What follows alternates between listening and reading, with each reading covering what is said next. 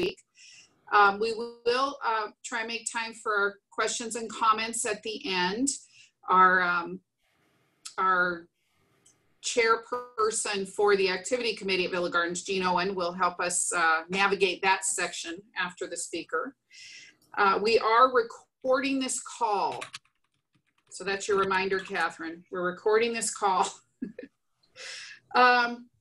We've invited many non-Villa Gardens residents, so I'm really thrilled you're all here today. But I want to give you a little brief background before we begin. In the fall of 2018, Villa Gardens resident Nan Johnson, who's on this call, wanted to make sure that everyone celebrated, and I mean everyone, celebrates the centennial of the passing of the 19th Amendment in the year 2020. So she gathered a small group of women in Pasadena, and the idea of celebrating on January 1st with a float in the Rose Parade was born. Maybe you saw that float. It was titled Years of Hope, Years of Courage.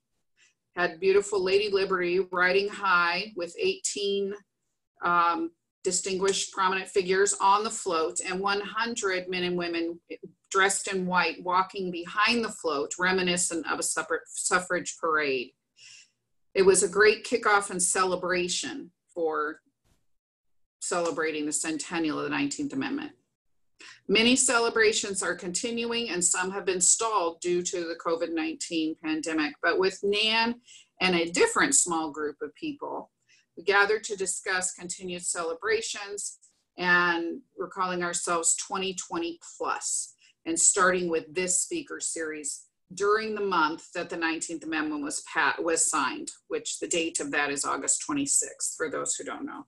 Nan Johnson, the inspiration for all of this celebration, spent much of her life in Rochester, New York, the home of the suffrage movement. She served in the legislature of Monroe County for 20 years, taught at the University of Rochester, and was the founding director of the Susan B. Anthony Center at the University of Rochester. She also had very close civic ties to Seneca Falls, which is the home of the National Women's Hall of Fame and the Women's Rights National Park. There's too many accolades to mention here, so without further ado, Nan, you might need to unmute your microphone at the top there, but take it away.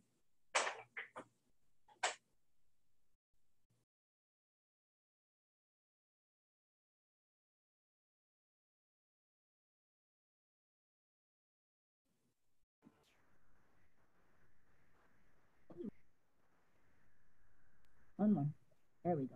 I guess I'm unmuted now. Okay. Thank you very much. I just want to say a few things about this whole project that we're doing. 2020 Plus is a forum for the future, and that you may not have heard before. I've said 2020 Plus, but in the last week or so, I have added that. 2020 Plus, a forum for the future. And there'll be a lot more to talk about that in the future. It continues the theme expressed in Pasadena 2020's float in the Tournament of Roses Parade on January 1st, hope, as expressed by the tournament president, Laura Farber. And this is what Laura said: with hope, anything, in fact, everything, and remember that, is possible. Hope is that which simply is the possibility of fulfillment. There is dignity and respect, joy, and remember that, and happiness, aspiration, and that's particularly important, and achievement. Hope never quits. Through hope, we can aspire to our best and in turn inspire those others around us to reach higher. The Pasadena 2020 float theme, Years of Courage, Years of Hope, celebrated the 100th anniversary of the passage of the 19th Amendment. Women won the vote, were not given. Our host today is Jean Owen. Jean is a Villa Garden resident and chair of the Villa Gardens Activities Committee. Since moving to Villa Gardens, Jean has been a leader in the Villa Gardens and Pasadena civic life. So here, please take it away. Thank you, Nan. This is an exciting thing to be a part of, and we're all learning. This is a first for so many of us. And I applaud each of you for getting on to begin with and learning how to use this new technology. Ellen Snortland, who, those of you who joined us last time, we saw Lynn Tuitt, and she showed part of her PBS documentary on the actual suffrages. Today we have Ellen Snortland, who is going to give us a different view. Ellen is very active in the community. Many of you, I'm sure, know her or have seen her. I first met Ellen at the YWCA when she was talking about her book, Beauty Bites Beast. And it was a whole take on women's learning how to defend themselves. So I read the book and I gave it to my daughter, and then we took a class. And thanks to Ellen, I probably have forgotten some of it, but I know how to walk with confidence. So Ellen, would you share your experience? Ellen was one of the walkers in the parade on New Year's Day, but there's so much more for her to share with us. So Ellen, take it away. Thank you, thank you, thank you. I'm a columnist with the Pasadena Weekly, and I'm also what I call a women's history nerd. And one of the things I love about women's history is that I'll never ever stop learning, because there's so much I've never even heard of, and it's constantly this archaeology of these fabulous accomplishments and brave, courageous women. And the story of suffrage, of course, is one of the most important parts, because most of us have heard of Gandhi and have heard of Martin Luther King, and they stand on the mighty shoulders of women who were practicing civil disobedience and nonviolent directed action before Gandhi was. So they actually stand on the shoulders of mighty, mighty, mighty women, most of whom none of us have heard of. So I'm also on the board of the National Women's History Alliance, and there we invite you to become a member. If you go to nwhp.org, there you can sign up, you can shop. I would like to start a custom of giving each other Women's Equality Day gifts, or cards at the very least, because it is a very important day, and I'll get into that a little later. I imagine this group is more schooled and more educated in the Seneca Falls Convention than most groups. But they also say that you have to hear a name or hear about an event at least 6 to 7 times, I don't know why that number, but before it sticks and you own it. So if you've heard some of these things before, just count it towards your 6 or 7. And with Nan, of course, she's been teaching this stuff, so it's nothing new for her. I think it's important to provide context for the Seneca Falls Convention, which is really where the public idea of women winning the vote was first promulgated. And it was radical. It was radical. And I'm going to have Ken start us off here with our title and presentation.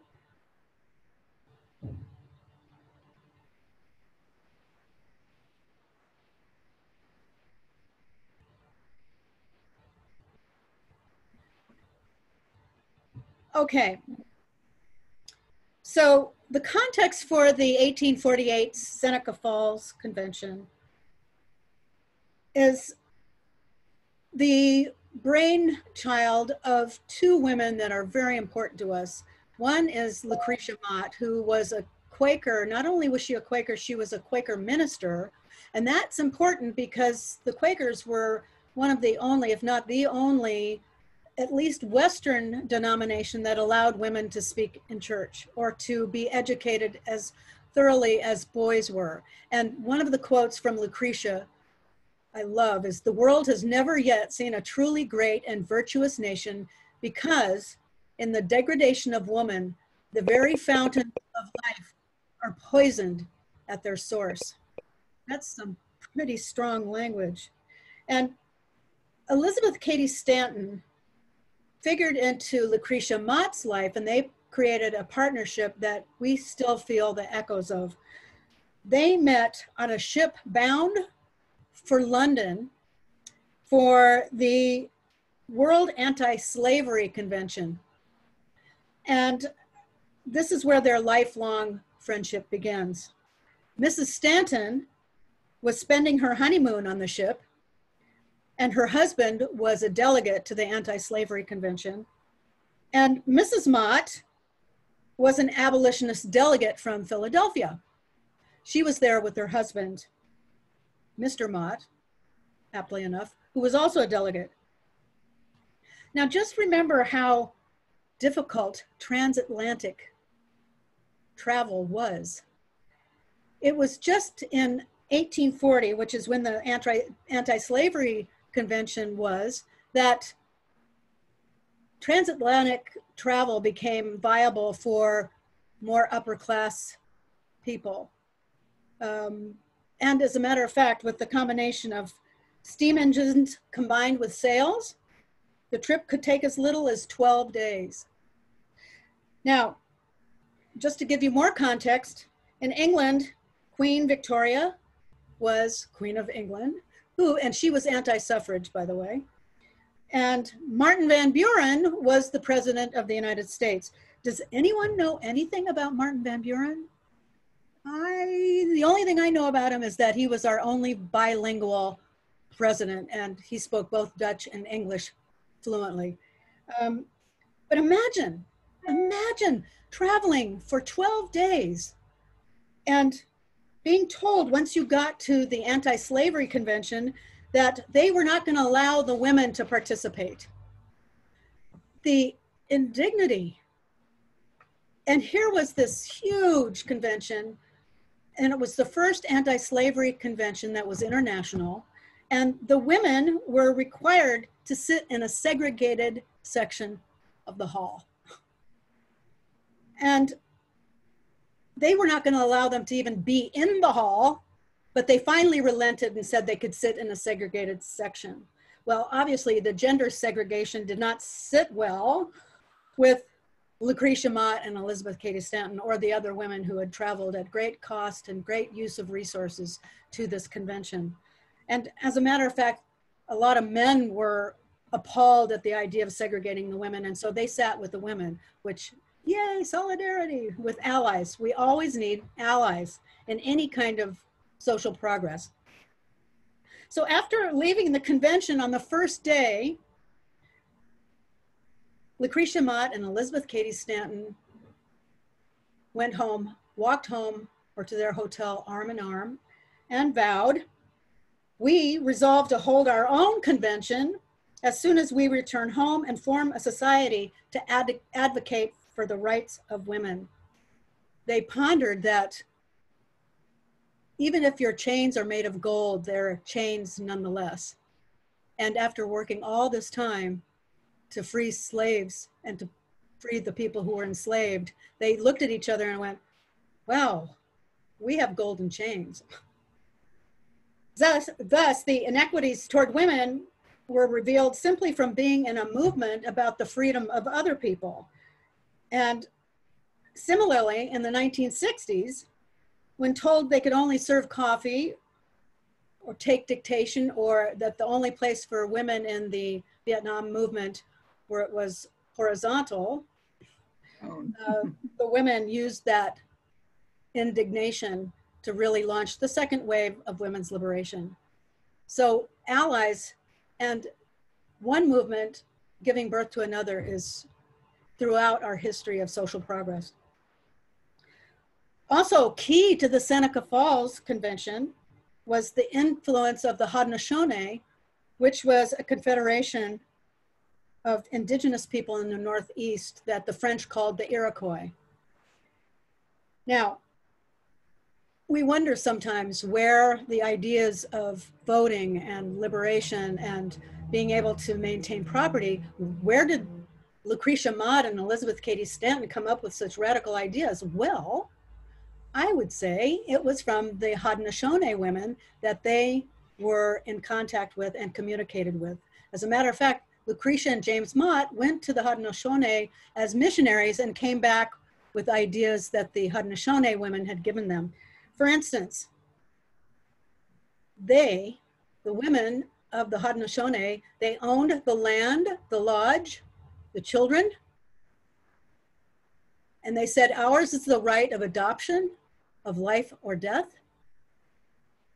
Ours is the right to raise up and depose chiefs. We still don't have that right.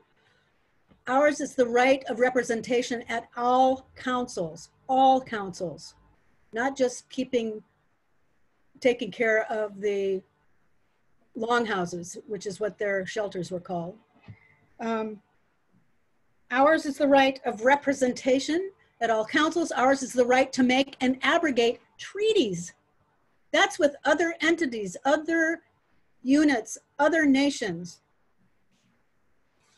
Ours is the right of supervision over domestic and foreign policies. Ours, the trusteeship of the tribal property. Ours, our lives are valued again as high as man's. So the Iroquois women, when the Quaker missionaries came, said, we whom you pity as drudges reached centuries ago the goal that you're now nearing. So the seeds of the Seneca Falls Convention took root during a tea party that very few people hear about. This is 8 years after the 1840 Anti-Slavery Convention, by the way. So that fateful event took place on July 9th, 1848, when Jane Hunt invited Elizabeth Cady Stanton to her house for tea. Hunt was a Quaker, and she invited 3 other Quakers, Lucretia Mott and her sister, Martha Wright, and Mary Ann McClintock, to the gathering as well. All 5 women started the afternoon as individuals, but by the end of the day, they were at the helm of a collective movement that would change women's lives forever.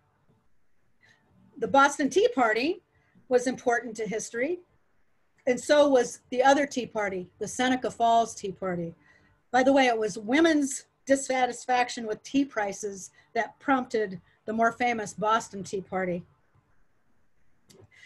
During Jane Hunt's Tea Party, a young mother and frustrated homemaker, as I mentioned, Elizabeth Cady Stanton, poured out her frustrations.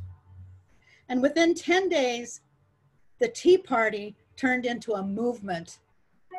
They advertised the upcoming convention in the local paper on July 18th, 1848. The ad helped to draw hundreds of interested women and men to the first recorded women's rights convention in the United States. Imagine the excitement. In July of 1848, a teenager named Charlotte Woodard read an announcement in the local paper about a group of women who would be meeting at a Methodist church in Seneca Falls, which was simply a modest wagon ride from her family's farm near Syracuse.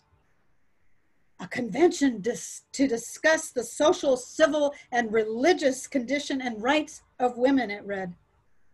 Woodward was intrigued, and she attended. She became the youngest woman to sign the Declaration of Sentiments, which I'll get to later. It was July and likely very warm and humid. Imagine wearing all those layers of clothing.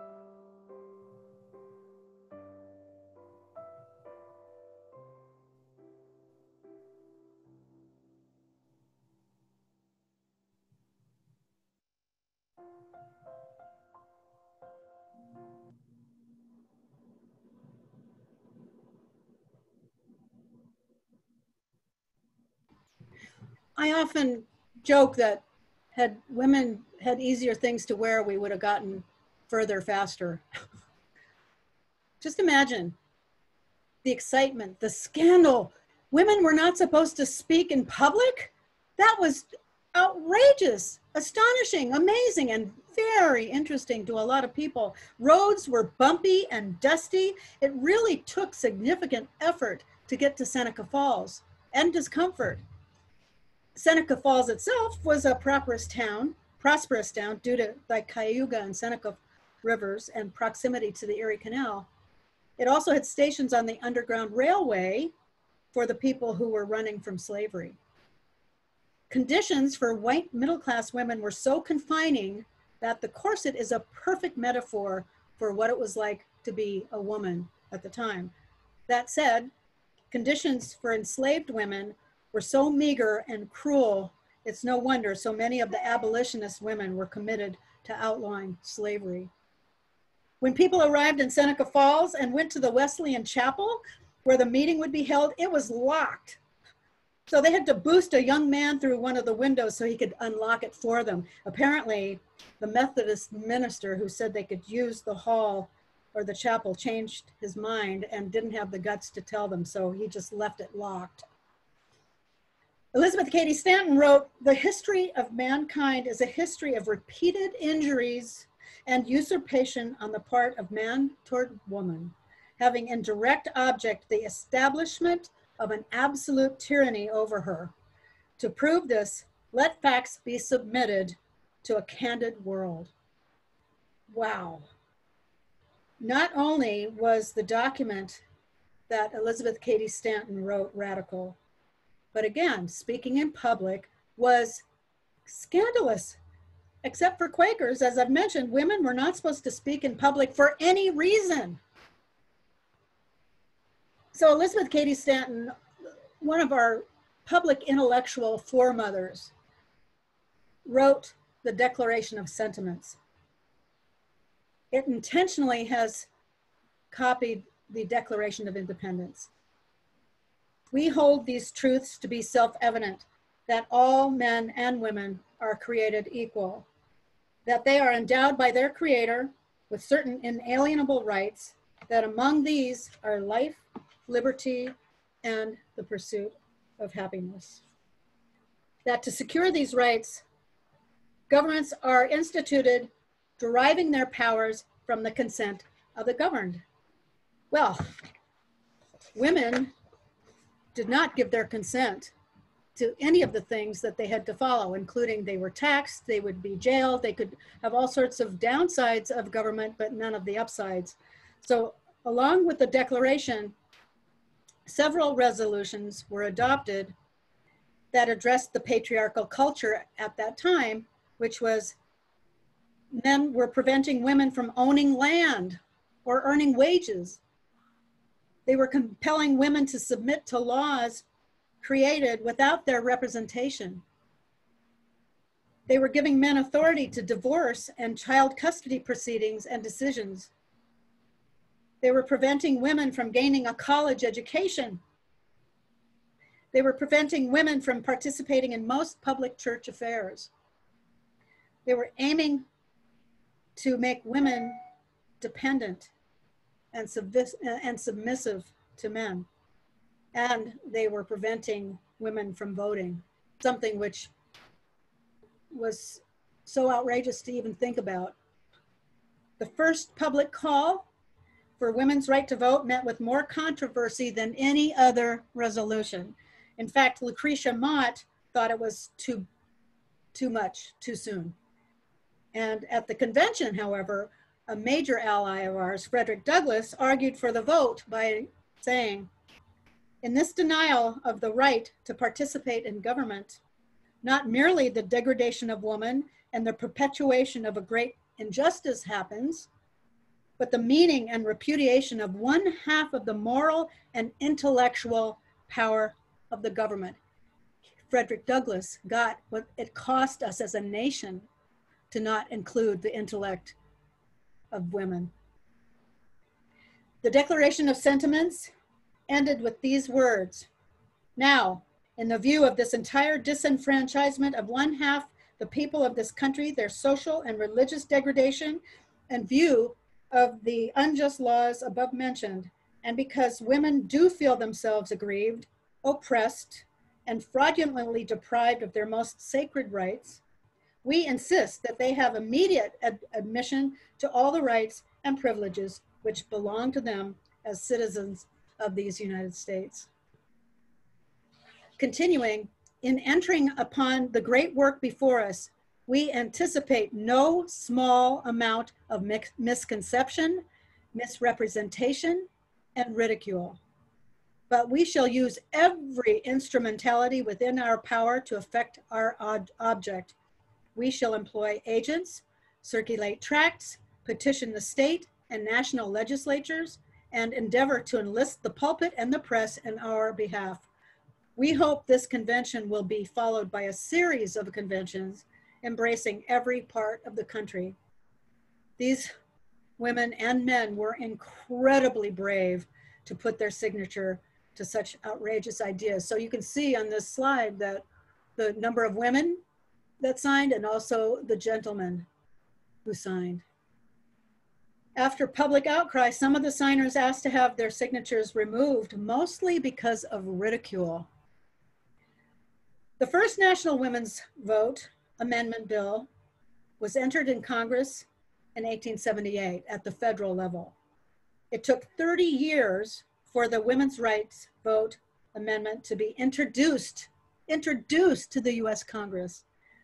Now, in other parts of the country, 9 years after Wyoming won the vote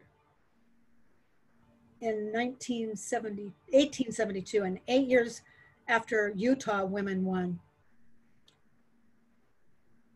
Imagine, they declared it in 1848, and so little happened so slowly. A hallmark of courage is to work on something great that you know you'll never be able to do for yourself. By 1919, when both houses of Congress approved the 19th Amendment to be sent to the states, both Elizabeth Cady Stanton and Susan B. Anthony were dead. Then moving forward quite quickly, Tennessee was the 36th state to ratify, and that was ratified by one vote on August 18th. It was officially registered as a constitutional amendment on August 26th, 1920, 100 years ago. So it was officially ratified on August 18th, but not registered and added to the Constitution until August 26th, which is why we celebrate August 26th.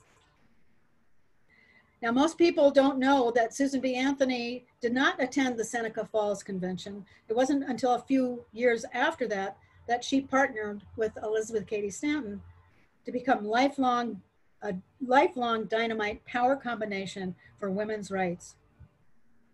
Even though the formal amendment for women's votes to be included was named after Miss Anthony. Most people have heard of the Communist Manifesto written by Karl Marx. It too was published in 1848. And I would argue that the Seneca Falls Women's Manifesto was just as, if not more important than Karl Marx's. Yet most people have never really heard about the Declaration of Sentiments. Let's see, what else happened in 1848? Stephen Foster published O Susanna, and that is a target of Black Lives Matter protesters, since he wrote music that was very pro-plantation and pro-slavery. James Polk was the US president, and it's no wonder that the fad or the trend toward spiritualism started, because women died in childbirth on a regular basis, and almost every family had one or more children that had not survived their childhood. The world was ripe for the rise of women who had to move from being considered property to being considered people, full people. And as a postscript, remember the teenager, Charlotte Woodard? She never got to vote. She was alive, but was too ill when we won the vote. But she was never able to cast a ballot, but she did live long enough to see that we won. We won! Anyway, that is the end of my presentation. And if Jean would like to open this up for Q&A, here's the National Women's History Alliance information. And I invite you to go there and see if there are any children's books that you'd like to get for younger people and for yourself. By the way, whenever you feel behind in a certain topic, one of my editors said to me, if you want to brush up on any area that you don't feel like you are articulate with, get a kid's book. It'll start you off. So thank you for having me.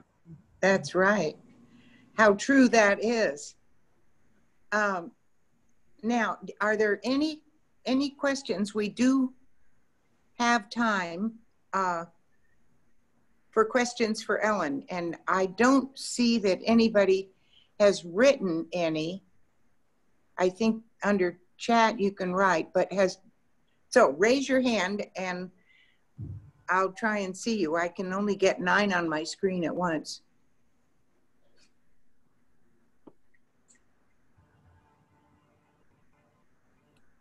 Or you can unmute yourself if you want. You can unmute. Carolyn, question?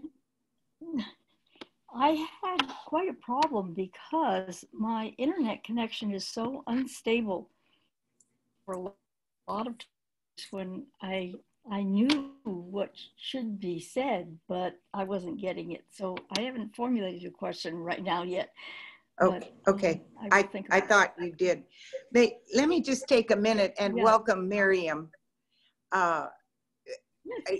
She's been gone from Villa Gardens and I see her joining us. Welcome, Miriam. It's wonderful to see you. Good. I can't see any hands. Just speak up if you've got a question. I'm curious, this is Donnie, I'm curious what was your path, Ellen, in getting hooked into becoming a woman's history nerd, as you say? I think it was fueled by indignation and like, we did all this stuff and nobody told me. Why didn't anybody tell me? It was like, whoa, that's not right. So I was just fueled by outrage, really.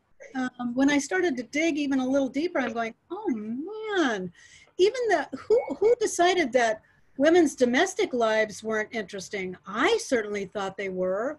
And, you know, I think too that we've been smart enough in school to have the history of children included in history for kids.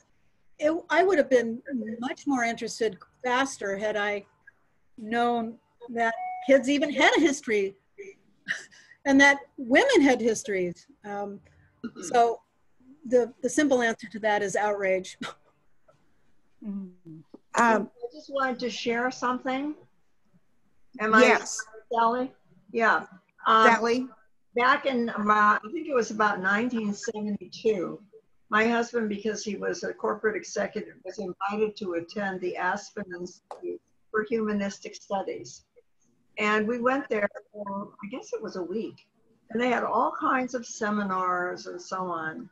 And the women were relegated to the stands, so to speak. We were not allowed to join any of the discussions. So we weren't the executives, but still in all, I think it would have been nice to have been included. What year was that? I think it was around 1971 or 2. Wow. Did they have other activities for the women to do while the men were doing important things? More or less. Field trips. Shopping excursions. Yeah, interesting, interesting. I don't know if it's changed. I don't know how they do it now. Oh, it's integrated. At least for white people. I don't know what the race breakdown is, but there are quite a few women that I think are even presenting. Well, there certainly are a lot more there women are women executives corporate now. executives now. There weren't many then. Oh, absolutely. Yeah. Right. I was raised to be an executive's wife. And so I straddle the line between having one foot firmly planted in learning how to be an executive wife and the other foot in being a modern woman out there in the world. So I straddle both lines. I was an executive wife, and I wrote a poem about it. I was a corporate wife, but all I got was strife, and then something about, so I sought a better life, which I did when I was divorced when I was 45, and I moved to New Mexico and found what life was really about. Good for you. Interesting. I just want to plug, I want to give a plug to a Swedish television series called Miss Freeman's War, which is all about Swedish suffrage ranging from like 1905 to 1910. It's 3 episodes per season, 4 seasons, that's it. But it's so informative it's very much what American women went through too, but I can't recommend it highly enough. It's really great. Can you repeat I find it very interesting that Frederick Douglass was according to what you said, if I'm right, was one of the first supporters for the women. Let me speak on that, please. First of all, 1848 was a year around the world, and that should be familiar to you now, when all kinds of ferment was happening. Ferment in Germany, the German socialism was at its peak. It's very similar in many ways to what is happening today, and they were related. For one thing, we began around that time to get immigration from Germany, from Sweden, and other countries that had a different attitude toward women and toward work. So that's one thing to remember. Susan B. Anthony was originally an abolitionist. She lived in Rochester, New York, and that's where she worked.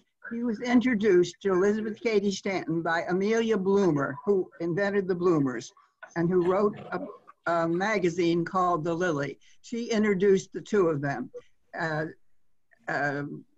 Susan B. Anthony was very important in Rochester. She lived there. Her house is still there. She got women admitted to the University of Rochester by pledging her own insurance. She came to, there's a statue on that shows the water of in Seneca Falls.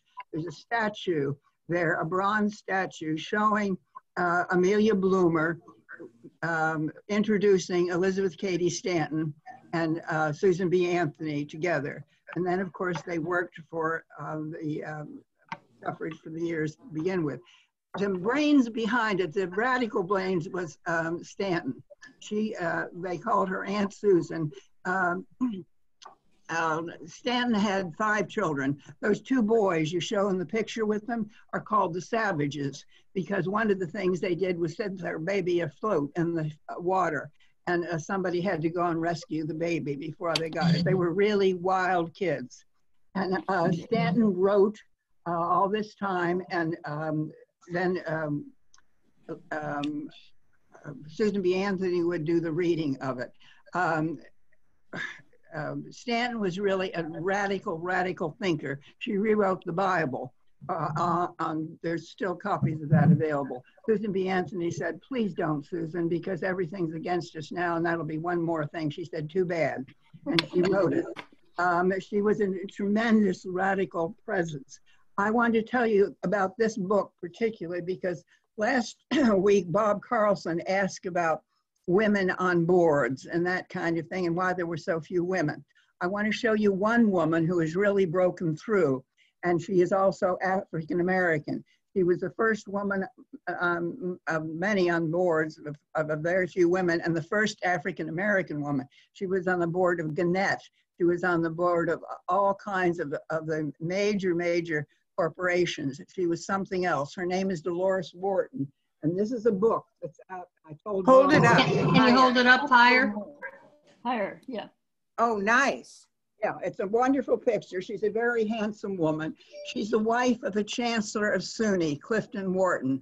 I happened to be a SUNY trustee at the time that we were looking for a new chancellor and was the only woman on the search committee and picked Cliff Wharton. So I've gotten to know them quite well. And this is Dolores's book. And it's, there's a chapter of how she worked with the corporations and on the boards. And I sent that, she sent it to me online, and I sent it to Bob Carlson, and he's going to include works of, and comments about it in the next advocates session. So you all be looking for that. So Dolores Wharton and her book is something that you might want to see. You show the book again, please. Yeah. Yeah. Can you see it? Oh, the title is what?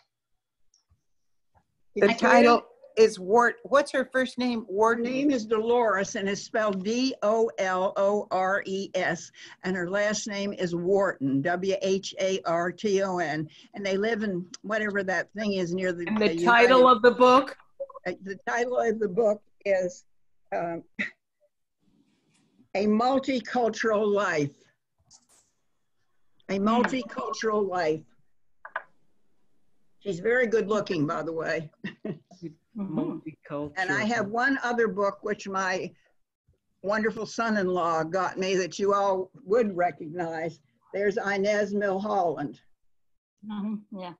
And it's a book called Seeing Suffrage, the Washington Suffrage Parade of 1913, which was an iconic parade of women fighting for the for suffrage and its effect on the American political landscape. I'll give these both to the library here when I pass them along, but I wanted to tell you about both of those. Was there something else I should tell you about Seneca Falls? Seneca Falls is, of course, now the home of the only park in our park system dedicated to women, the National Women's Rights Historical Park in Seneca Falls. It is also the home of the National Women's Hall of Fame. There are a number of inductees who live in California who have been inducted to the Hall of Fame. I am the only living emerita on the board. That's why they come to me for various things. What else can I tell you? We have been in touch from the beginning. I can't praise enough Molly Mcgregor and the Women's History Alliance out of California. They gave us originally our 501c3, so we didn't have to apply for our status to begin to raise money for that float. So I want to tell you about that. And I want to emphasize that we are now calling it 2020 Plus, a forum for the future. And this is important, and I will tell you more about it in the days to come. But it is something I am very interested in working on for us all for the future. And I don't mean just this year, I mean the year after, and the year after, and the year after, because this is a work in progress, as is democracy. Democracy is not something that was achieved as a nation state one day or the other. It's a process, and it's what we are working toward. And that's my ranting for today, okay? Thanks. Thanks, Nan. Did someone else have a book to share with us? Yes, I do. Oh, good. I don't see who you are, but I'm Lucinda. Good. Lucinda, thank you. I have been to Seneca Falls. I went to the museum there, Women's National Hall of Fame. They select a woman for each year to be in the Hall of Fame. And, you know, I just thought this was just such a great book. It's got a page on all of these famous women all the way. This is all the way up to, I don't know when they were last year.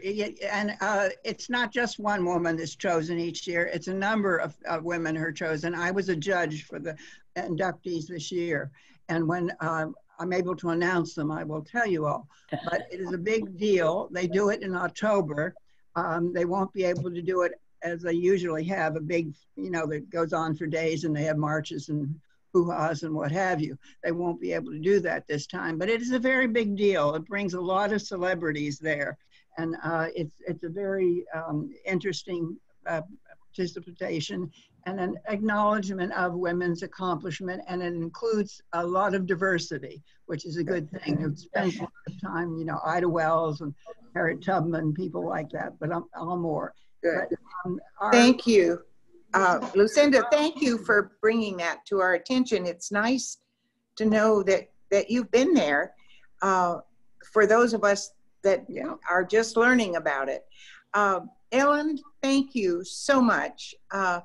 You continue to be just a treasure to listen to. I do. I wanted to return to the first question that was asked, which was about Frederick Douglass and how he came to connect with the group. And I don't know if that got answered or not. No, I don't think it did. The parallels between enslavement and women's status was obvious to anybody who had a good brain and wasn't committed to the status quo. And I don't know who exactly introduced whom, but he was an autodidact. He was a freed slave, and he just completely saw the parallels. Plus, he was very interested in having Black women have the vote also. Of course. So what, it would make sense for him to align himself with, because it wasn't even though it kind of gets played out the way that it was for the white women to vote, that created a whole huge controversy, because with the 13th, 14th, and 15th Amendments, women of all colors really got thrown under the wagon. And that didn't turn out very well for Black men either, because with Reconstruction, they were basically subjected to such violence to keep them from voting. Having won the vote constitutionally was not what they had dreamed it might be. So, but that's a very painful part of our history. White women being pitted against Black men and the prejudices of the day. I mean, it was insulting to a lot of people. Sojourner Truth was insulted that Frederick Douglass decided to go for the Black men's vote only. Thank you. Okay. Donnie, would you fill us another question? Grandson here on the 31st. Donnie, would you fill us in on next week, please? So next week we have Deborah Hughes, who is the president and CEO of the National Susan B. Anthony Museum and House in Rochester. On the 20th, that's the 17th. On the 24th, we'll have Martha Zavala. She's the current president of the League of Women Voters, Pasadena, San Gabriel area.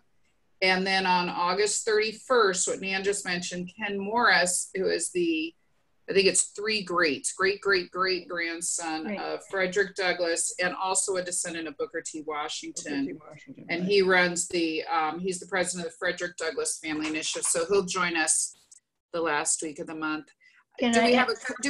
If we had one more minute, I have one more question, but I don't want to I just want to make sure that we have the same Zoom. Do we have the same Zoom link? Yes, same time. Link will work for all. Thank you for asking. That's a good question.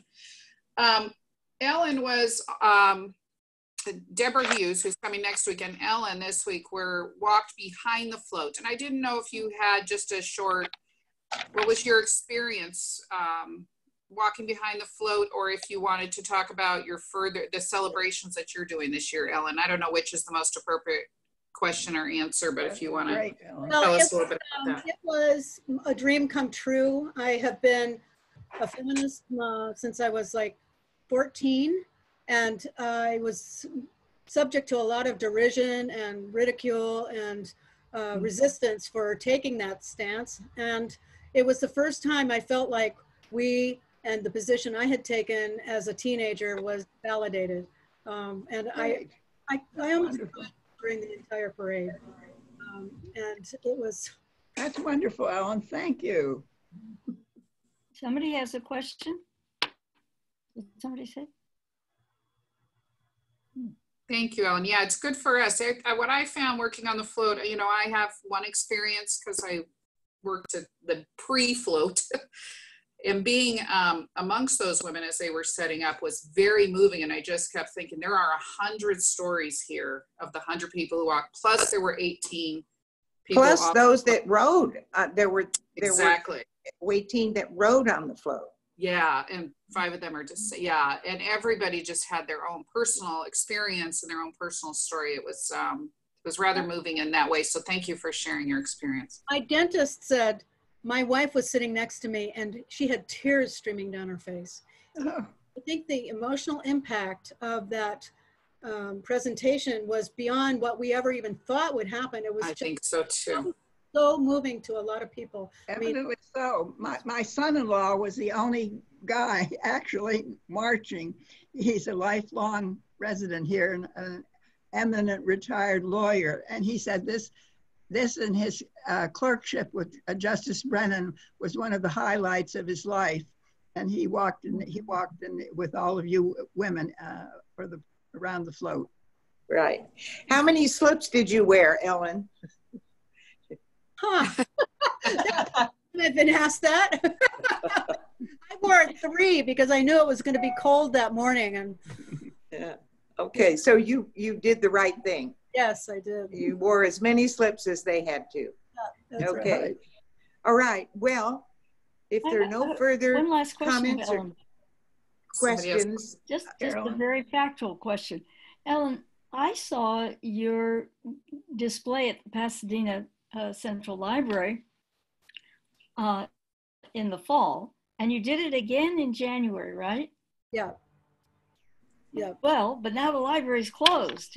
So Yep. do you have any plans for doing it again if the library opens? Yeah, I'd be happy to do it again because I'd rather have my stuff displayed than packed away, you know. That would be wonderful. Oh, thank you. That would be wonderful, Ellen. Yeah. Did anybody see the presentation yesterday that Bonnie Wallace did with Marilyn Artis, who's the one who has created her flag? I wasn't able to get on there. I was too late. Yeah, it was just fascinating. She decided that she would create a flag celebrating the 36 states that ratified the 19th Amendment. And she traveled to each state, starting with the first one in order, starting with Wyoming. And she gave little stories about, you know, the process of doing that. And it was just very inspiring. And I thought it was interesting because Bonnie did a history at the beginning and then Marilyn did the flag.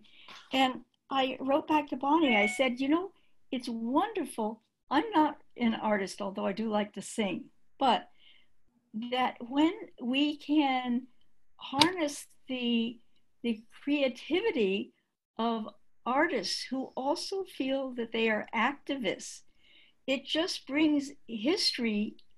It's like the final garnishing of history to have that happen. Bonnie was very helpful when we started this whole project of getting the float. Mm-hmm. If anybody wants to check that out, it's herflag, HERFLAG.com. Marilyn actually lives in Oklahoma. She came out, she walked behind the float. She was one of those, and so did Bonnie, the one who did the presentation. Thank you so much, Ellen. What a wonderful presentation. Thank you. So hopefully we'll see you all next week at 3 o'clock. Thank you. Thank you. Thank you all.